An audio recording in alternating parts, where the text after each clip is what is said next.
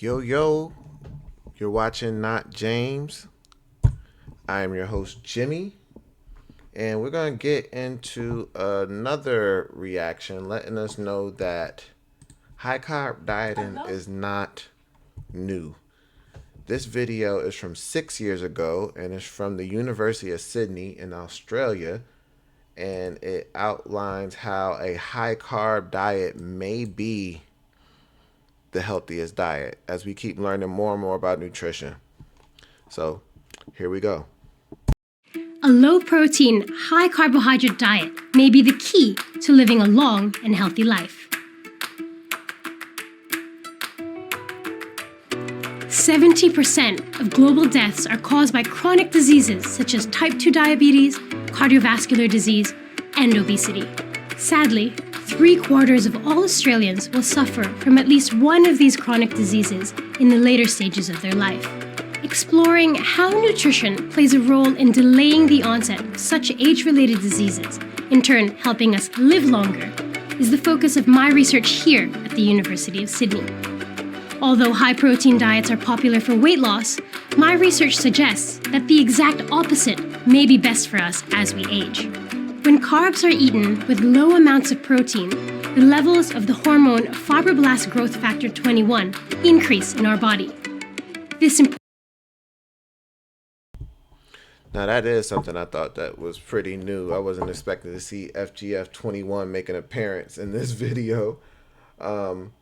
And she mentioned that high protein diets are good for weight loss. I think anything where calories are controlled would be good for weight loss. Like protein definitely increases satiety. But I've had the same experience with fat. I've had the same experience with carbs when you're eating the right carbs. But so many potatoes I can consume back to back, and even plain rice. Usually rice with something I can probably pig out, honestly, when we're mixing macros, which I do a couple times a day. But definitely would rather live longer than be in better shape. But those seem to go hand in hand. But we already know, like, ultra thin or ultra fit isn't always healthy. Sometimes there's unhealthy means that people take to look good, i.e., steroids and anything else. important hormone is primarily produced in the liver and helps to improve the amount of energy we burn, moderate our metabolism, improve our immune system, and control the secretion of sugars into the bloodstream, reducing the risk of chronic disease. Through our research, we know that a low-protein, high-carbohydrate diet turns on systems that promote longevity and turns off the biological machinery that causes disease and aging. If translated to humans, the benefits of this type of diet is likely to come from good carbs, like fruits, vegetables, legumes, and whole grains, not from processed cakes and biscuits that have little nutritional value or fiber content.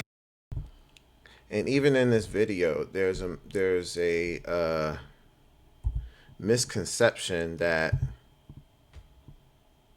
this is carbs when this is really fat, fat, fat. You'll get way more fat calories from these foods listed in this picture than you would carb calories.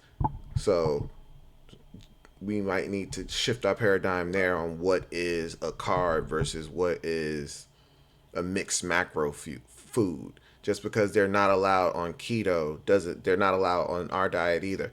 There's so many things that are not allowed on keto that aren't allowed on our diet, and people just consider it to be the opposite, so they can't really see that.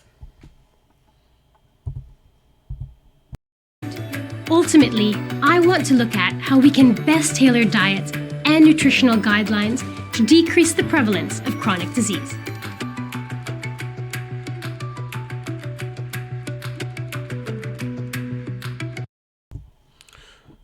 So another great video, and I'm sure as things get popular, things ebb and flow, things have their time to shine, and maybe carbs are coming back just for them to go away again. But ultimately, I don't think there's any diet where you can be gluttonous to a certain extent and expect to lose weight or have healthy outcomes in terms of long-term health or short-term health. So another great video. Appreciate y'all tuning in. Again, we are up to 85 subscribers. So if you will, like and subscribe. And I'll see y'all next time. Peace.